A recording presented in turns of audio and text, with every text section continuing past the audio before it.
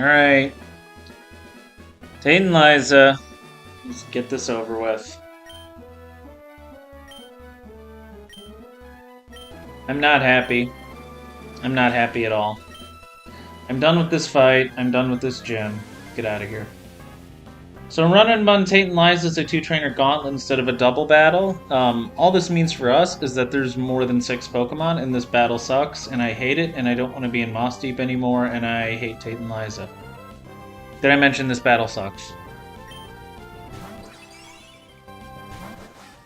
Sneasler has been rare candied to 86. That doesn't matter right now. We're going to use Fake Out. Fake Out breaks this Azelf's Focus Sash. This Azelf is super annoying. It's got Focus Sash, Explosion, Stealth Rocks.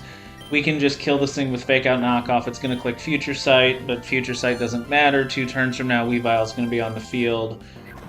I hate this fight.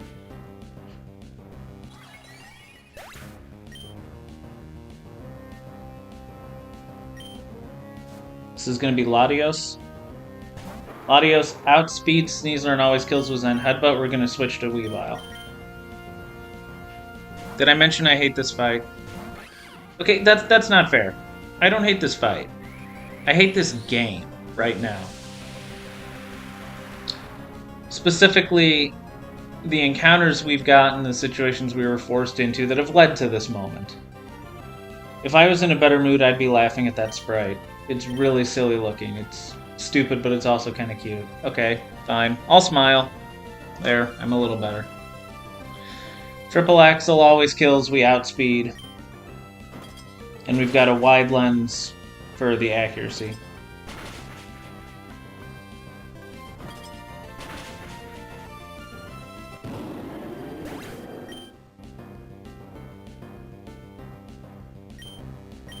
This looks like it's Hoopa, but this is actually Zoroark coming out next. Zoroark and Hoopa both slow kill Weavile with Aura Sphere, so Zoroark's going to come out first because Hoopa's the last party in the order. This is where the rare candy on Sneasler matters. Zoroark is 1 speed point faster than level 85 Sneasler. We had to go to level 86 because if Zoroark was faster, it would be using Night Daze right here. Night Daze has a 40% chance to drop our accuracy, and if we got an accuracy drop and didn't kill with close combat, that'd be really, really bad. Also, having more damage than what we have right now means that we would have to sacrifice Weavile on the second battle.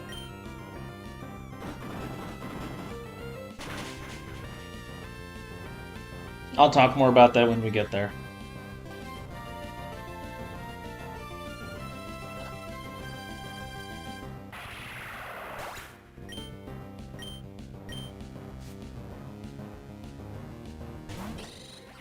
This Hoopa right here is the reason that I've spent so many days trying to figure out this fight and why I'm in such a bad mood.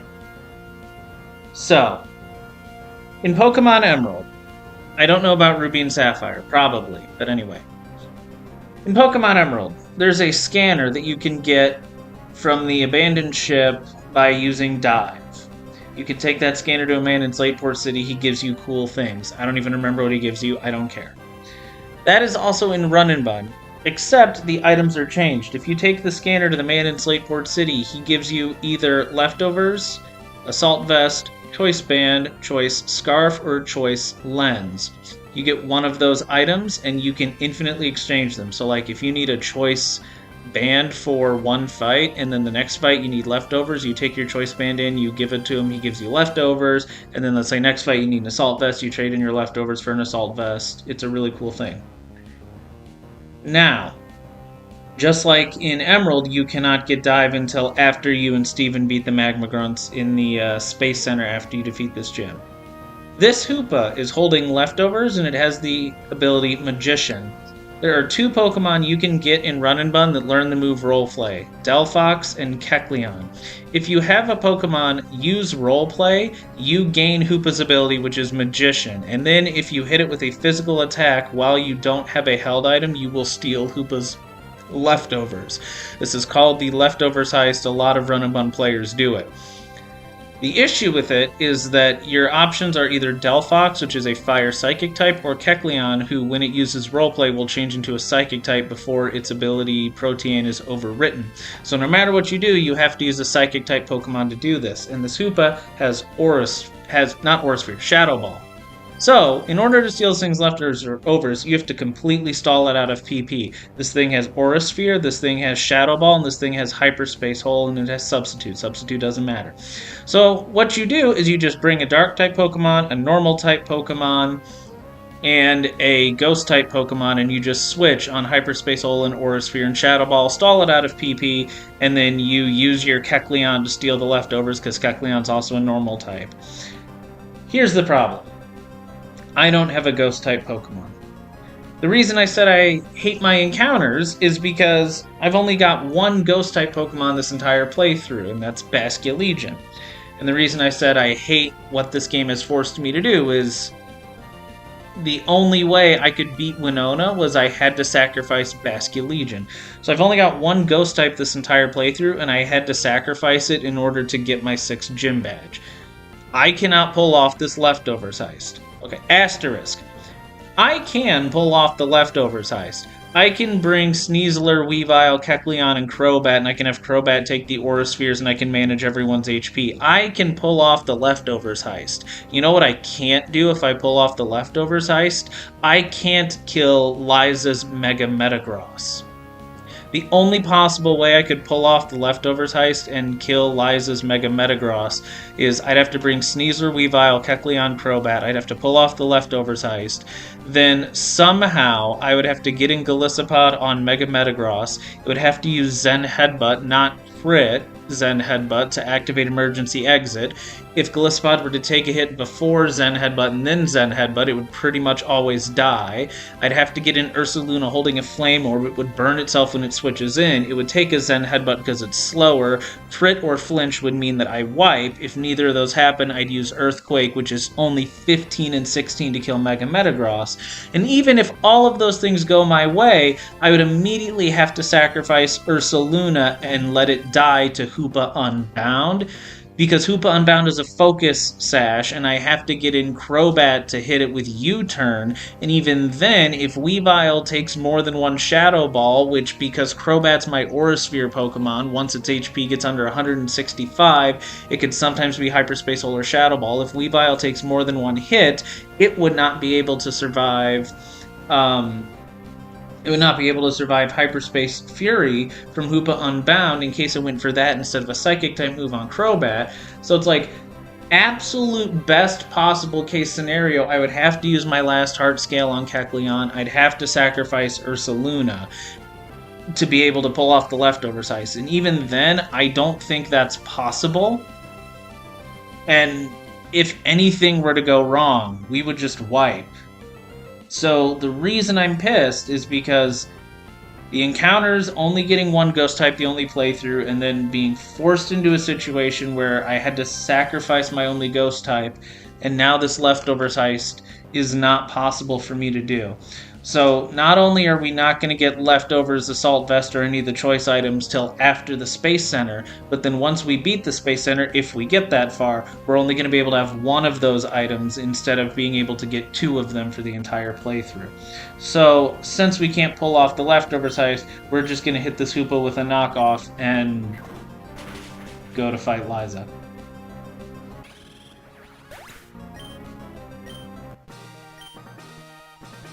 The Tate fight's really easy.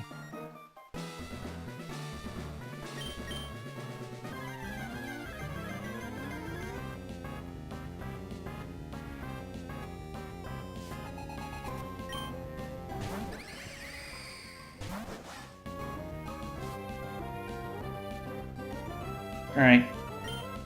I deleted Gunk Shot off of Sneasler to give it Poison Jab because, I mean, if I click Gunk Shot and I miss, it's only a 15% chance, but if it misses, we wipe. So I wasn't going to deal with that. So we've just got Poison Jab. It's a little bit less powerful, but it guarantees his kill on Tapu Lele. This always kills, we always outspeed. Because we rare candied Sneasler to 86 and we only took damage from Zoroark's Aura Sphere, this is never Latias. Latias does not see a kill. This can only be Metagross here.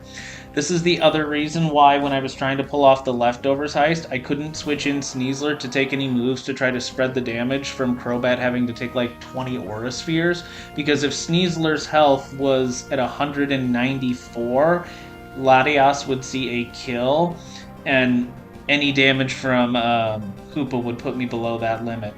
Metagross sees a kill with every single move except for Pursuit. It doesn't really matter what it uses. We're going to switch to a Scavalier just for this one attack. This is Mega Metagross. This thing's an absolute demon. It's an absolute monster. This Pokemon's disgusting. If we were only battling Liza, I wouldn't care at all, but it's because we have to battle Tate and Liza with only 6 Pokemon and can't heal that I hate this Metagross, because it prevents me from pulling off the Leftovers heist.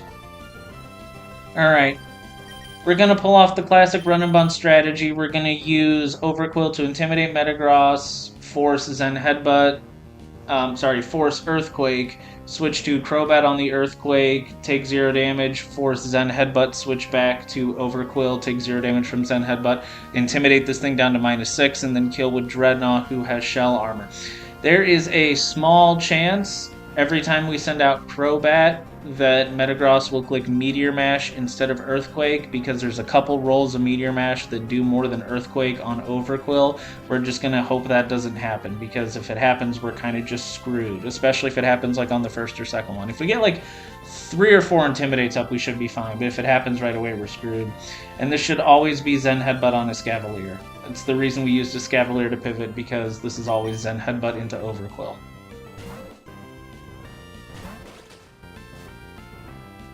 -1.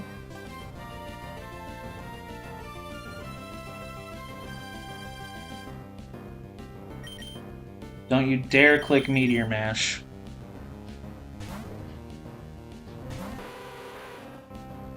Awesome. -2. Don't do it. Okay. -3. Well, there we go. Yeah, now that Metagross isn't -3, I don't think Meteor Mash on Crobat would really be that bad. As long as it doesn't crit, even if it gets an attack boost, it would still be really, really weak. It would just make us have to pivot a couple more times if it gets an attack boost. But yeah. We're -4, Meteor Mash doesn't matter at this point. It's not going to do anything. I was half expecting Metagross to Meteor Mash crit and kill me right there, because I literally just said Meteor Mash doesn't matter. I think I would have screamed if that happened. It's literally 2 rolls. It's literally the 2 highest rolls of Meteor Mash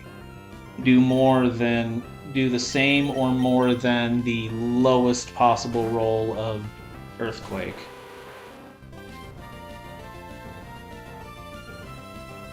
So it's like Metagross would have to do a 1 in 16 low roll on Earthquake, and then also a 1 in 8 high roll on Meteor Mash to click Meteor Mash, and then get a crit. It'd be my luck if it happened. Okay. Metagross is at -6, we're going to switch into Dreadnought. Even though Earthquake is super effective, Zen Headbutt actually does more damage, so the fact that we're switching on what's likely Earthquake is great. But if this is Meteor Mash, that could be a problem. Especially if it gets an attack boost. Alright. Alright. Dreadnought's got a Citrus Berry. We're just going to click Liquidation. We're going to get hit by Zen Headbutts. We're going to pray that we don't get flinched. We're going to hope that Liquidation gives us a defense drop. I really don't have any other way to beat this thing other than just 1v1ing it right here. I could have gone Aya Papa Berry, but I only have 6 for the entire playthrough. I didn't want to lose one here. Come on, Dreadnought, you got this.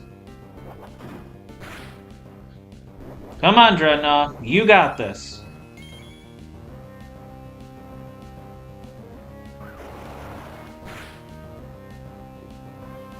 Can I get a defense drop please, or a crit. Come on, Dreadnought! Oh, now you give me the... Why did... Huh? I have zero clue why Metagross just clicked Pursuit there. I honestly have none. I have zero clue. This is Latias. And this is where Dreadnought dies. I can't save Dreadnought here. Like, this is random move on Dreadnought. This is either Dragon Pulse, Aura Sphere, or Mystical Fire.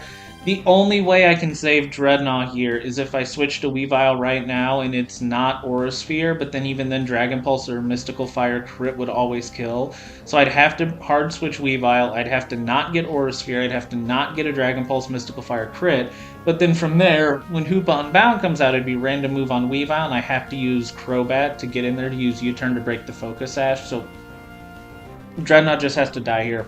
Sorry. With Dreadnought's death, Infernape and Conkeldurr are the only two Pokemon that we got before the first gym left in the box. And we have 33 deaths. The box is getting even thinner. Dreadnought, you've been amazing. You've been with us for a long time. Hate to see you go, but it has to happen. Thanks for killing a Mega Metagross, though. That was pretty awesome. Go out in style. And there's the Aura Sphere, so... if we'd have switched to Weavile, it would have died too. Alright. 33 deaths. 3 battles in a row where I've lost a Pokemon. Just like with Latios, we're just going to outspeed and kill this with Triple Axle.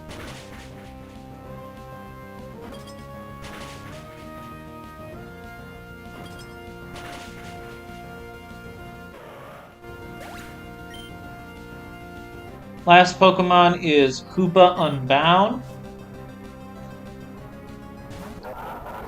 Because Weavile is at full health, this can only be Aura Sphere, so we're going to switch to Crobat.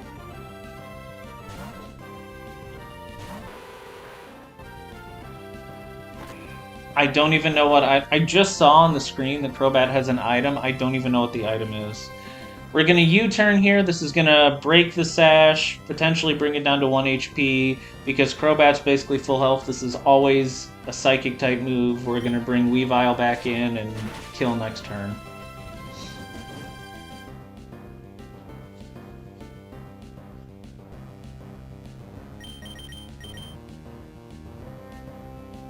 And like I said, even if I did the strat where we stole the leftovers and we killed Mega Metagross with Ursaluna, with Weavile and Crobat being low on health, especially Crobat, I don't even know if it would have been possible to kill this Hoopa. We probably would have had to also sacrifice Crobat, in addition to sacrificing Ursaluna, in addition to just getting a bunch of insane luck. Finish this off in style. Let's go Icicle Crash. I like the animation on that move. And that's Tate and Liza. We're done with Mossdeep City. We have 7 badges. I'm really not happy. I'm glad to be done with this gym. I don't ever want to see Mossdeep City gym again. Oh, this gym has been awful.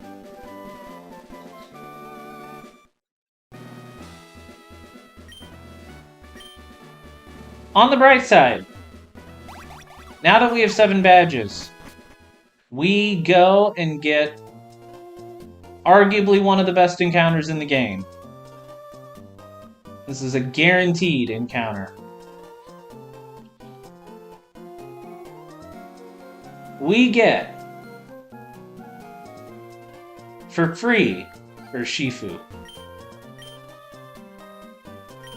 This is a gift Urshifu, Cubfu. This is a gift Pokemon, so 3 of the 6 IVs are guaranteed to be 31.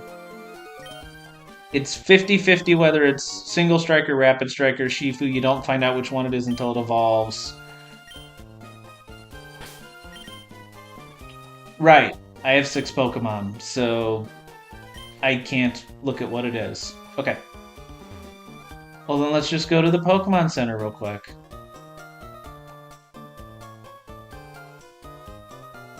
this encounter has to be worth everything we just went through.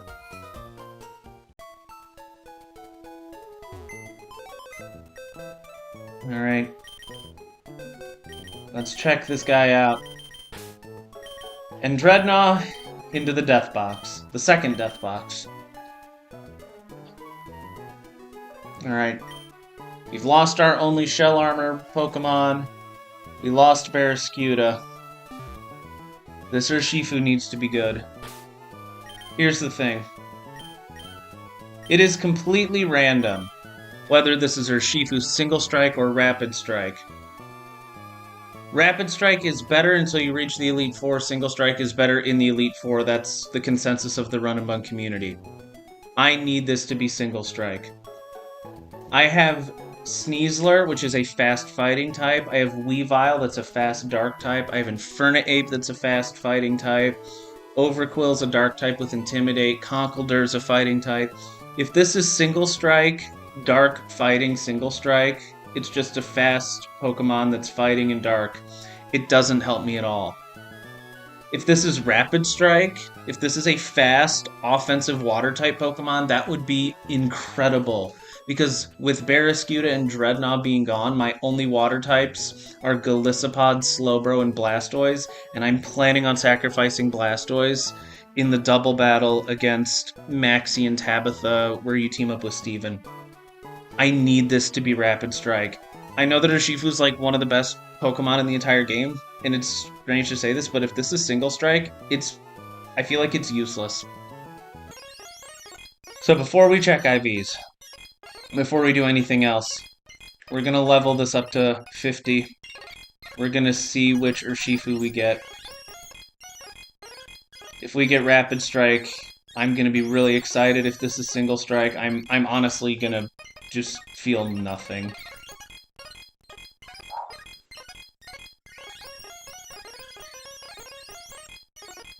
Alright. I'm going to look away. I can't watch.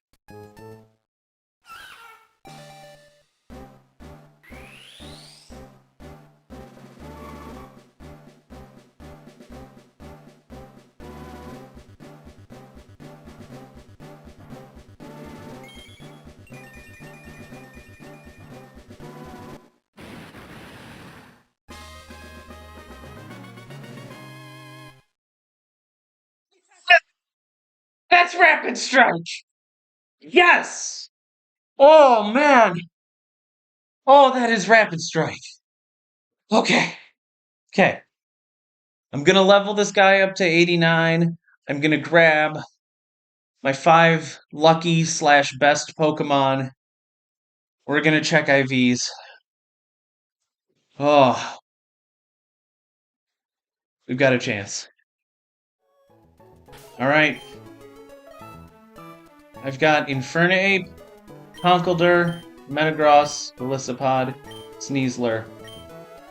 My 5 best/luckiest encounters, either luckiest encounters, best IVs, or just best, most used Pokemon in this run. Giving me all the luck. This Urshifu's guaranteed to have 3 IVs of 31. I need attack. I need speed. I don't remember what Careful Nature is. I don't have my natures memorized. I only know a few of them, so I don't know. Okay. We're not minus attack. We're not minus speed. Oh! Oh, yes! 31 attack, 31 speed, and bulky! Special attack doesn't matter, HP doesn't... Okay, in fairness, the bulk doesn't matter either, but 31 attack, 31 speed, and we're Rapid Strike. It was worth it. We've got the Urshifu we need. This box just got a huge boost. We are still in this. Let's go.